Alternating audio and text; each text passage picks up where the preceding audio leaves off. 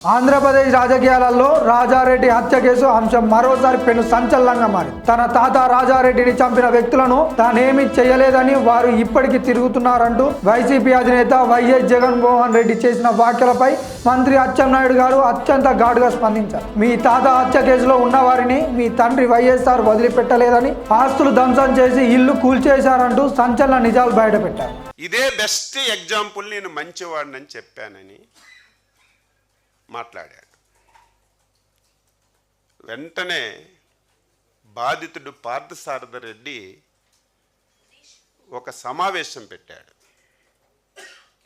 జగన్మోహన్ రెడ్డి గారు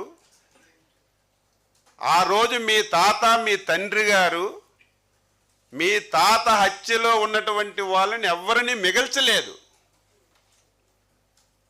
అందరినీ వేసేశారు, ఆస్తులు ధ్వంసం చేశారు, బుల్డోజర్లు పెట్టి ఇళ్ళన్నీ కూడా కూల్చేశారు. మిగిలింది ఒక పార్థసారథి రెడ్డి, అది కూడా కర్ర పెట్టుకొని ఊత పెట్టుకొని నడుస్తున్నాడు. అది తెలిసి మాట్లాడావా తెలియక మాట్లాడావా నాకు అర్థం కాదు. మొత్తం ఆ రోజు జరిగిన పరిణామాల్లో ఇన్వాల్వ్ అయిన ప్రతి ఒక్కరిని ఆ రోజు నువ్వు హతమార్చిన విషయం ఈ సందర్భంగా గుర్తు చేస్తున్నాను. రెండవది,